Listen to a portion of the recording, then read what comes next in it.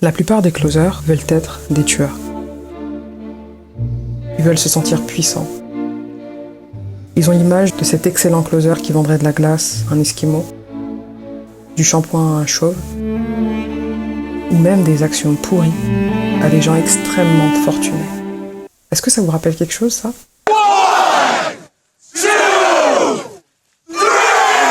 Ouais, Jordan Belfort, incarné par Leonardo DiCaprio dans Le Loup de Wall Street. Donc dans cette vidéo, je vais vous partager une autre vision du closing. Je vais vous partager des choses un peu contre-intuitives que la plupart des closers ne voient pas, ne comprennent pas et n'appliquent pas. Parce qu'ils sont trop omnibulés par les strass, les paillettes, la guerre d'ego, par cette image que projetait Jordan Belfort. Ce que je vais vous partager, ce n'est pas tiré uniquement de ma propre expérience en closing. C'est tiré des enseignements de cet homme, du closer le plus fourbe du XXIe siècle, mais qui pourtant est aujourd'hui le plus éthique qui soit. Sell me this pen. Numéro 1, tu dois en avoir quelque chose à faire du produit que tu vends, du service que tu vends. Et je sais qu'il y a beaucoup de personnes qui ne comprennent pas ce conseil, et même des experts en closing. J'ai une personne avec qui je travaillais qui me disait « Mais Beverly, en fait on s'en fout du produit, on s'en fout de ce que tu vends, et c'est là qu'il piège. » Ce que Jordan Belfort dit, c'est que le produit que tu vends doit être le meilleur sur le marché. Et il dit même littéralement, si tu es dans la pièce, tu es en train de faire le live avec nous, tu es en train de faire l'appel de coaching avec nous et que le produit que tu vends, c'est un scam, ou en tout cas, c'est pas le meilleur produit du monde, quitte l'appel. Quitte littéralement l'appel. Peut-être des considérations éthiques, bien évidemment. Comme on se le disait, le closing, c'est davantage de l'énergie. Je sais pas si ça t'est déjà arrivé de te dire, voilà, je sais pas pourquoi, mais cette personne, j'ai pas envie de travailler avec elle, je sais pas pourquoi il y a quelque chose qui cloche, je pourrais pas mettre forcément de mots sur ce qui cloche, des mots là-dessus, mais je sens qu'il y a quelque chose qui va pas, et dans tous les cas, tu feras jamais affaire avec cette personne-là. En fait, souvent, surtout quand tu as la personne en face de toi, même quand c'est juste au téléphone, parce qu'à travers le son de la voix, à travers ta tonalité, il y a beaucoup de choses qu'on peut capter également. En fait, tout simplement, il y a des micro-expressions. Il doit y avoir des millions de micro-expressions que notre cerveau capte. On ne s'en rend pas compte, nous, personnellement, mais notre cerveau les capte. Et c'est ce qui fait bouchon, en fait, souvent, quand il y a une vente qui échoue. Si tu es hésitant, bien évidemment, au vu de ce que tu proposes, oui, ça se sentira la plupart du temps. Après, bien évidemment, qu'il existe d'excellents menteurs, ça c'est sûr. Mais si tu as des bonnes intentions, c'est beaucoup plus simple, en fait, de commercialiser des choses en lesquelles tu crois, plutôt que d'essayer de faker, finalement, une confiance absolue en ton produit. And welcome to the Investors Center. Yeah, thanks a lot. Bye-bye. Numéro 2, pour être un excellent closer, un closer d'élite, il faut avoir un talent monstrueux. Il n'y a rien de plus faux. Encore une fois, ça vient de JB, de Jordan Belfort. Il nous dit lui-même, quand à l'époque, à la Golden Age, à l'âge d'or, au moment parfait, quand il faisait tout ce qu'on a vu dans Le Loup de Wall Street, vous savez, les closers qu'il avait dans son équipe, c'était, comme il le dit lui-même, des ados boutonneux qui savaient même pas aligner une phrase. Ça va? Tout va bien? Oui.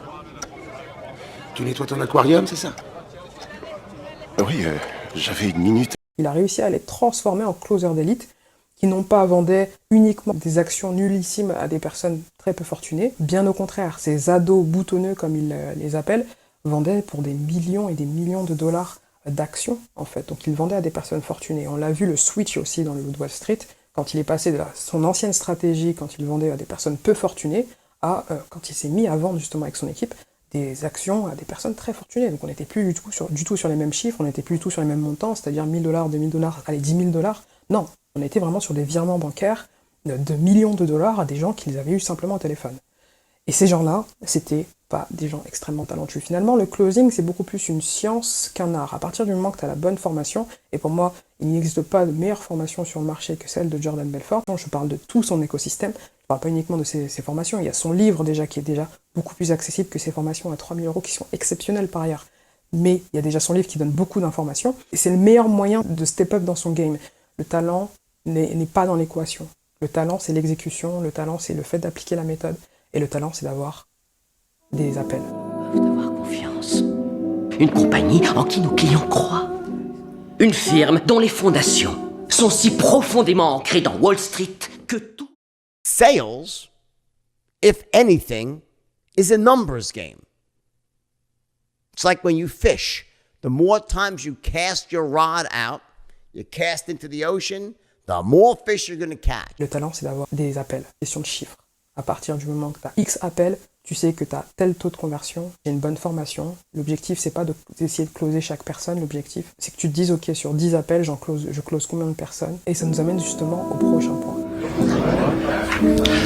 I'm not leaving. I'm not fucking leaving!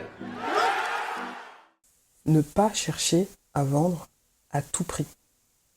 Je sais qu'on a tous, à la fois chez les personnes qui veulent engager des closers ou des commerciaux, et également chez les personnes qui veulent eux-mêmes devenir closers, ils ont cette image du type qui vend n'importe quoi à n'importe qui. Vraiment, c'est un tueur. Il y a cet ego-là de se dire, je suis un tueur. Je peux vendre n'importe quoi à n'importe qui. Je peux vendre de la glace à un esquimau. C'est vraiment les exemples typiques qu'on entend, mais de la glace à un esquimau. Je peux vendre de shampoing à un chauve. Je peux vendre, allez, si on en entre un peu plus dans le concret, je peux vendre cette formation-là à cette personne qui était ni prête financièrement à acheter et ni prête à appliquer la formation, mais je suis tellement un bon closer que je vais lui retourner le cerveau. C'est ça l'image qu'on a du closer, et j'ai même envie de vous dire que quand j'ai des gens en call, quand j'ai des gens en appel, t'as des personnes qui sont flippées, qui ont vraiment très très peur, parce qu'ils ont tellement l'habitude de se faire arracher et tirer les verres du nez lors de l'appel. Et voilà, c'est tout un sujet, on en parlera. On en parlera. Ils ont tellement cette habitude en fait de se faire tirer les verres du nez que quand ils arrivent en call, ils ont peur. Ils ont cette appréhension en fait.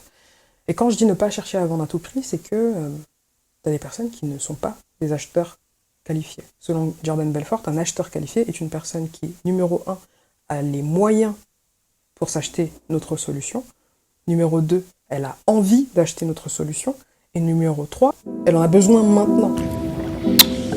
How kitty? Thank you. Ce dernier point, il est très touchy parce qu'on touche au problème profond avec le closing. Arrêtez de prendre les gens pour des cons. Arrêtez d'essayer de manipuler les gens. Encore une fois, c'est qu'une question d'ego, en fait. Déjà, on va reprendre l'exemple de Jordan Belfort. Sincèrement, je pense que ce film a fait beaucoup plus de mal que de bien. Mais quand on lit le livre qui a inspiré le film, on est dans un autre paradigme. Parce qu'en fait, dans ce livre que j'ai lu, Jordan Belfort, il fait son mea culpa.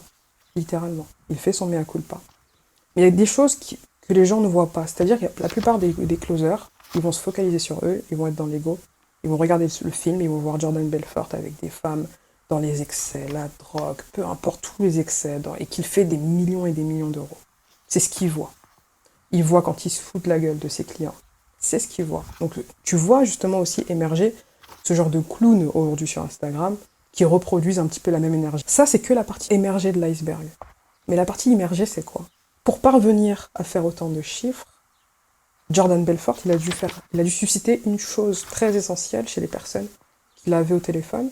Et chaque closer qui était dans l'équipe de Jordan Belfort, qui travaillait avec lui, ont dû eux aussi susciter, faire émerger ce truc-là. Et ce truc-là, c'est quoi? J'ai l'impression que la personne que j'ai au téléphone avec moi, elle care. Elle en a quelque chose à faire de moi, elle en a quelque chose à faire de mes résultats, de l'atteinte ou non de mes objectifs, elle est là pour m'aider.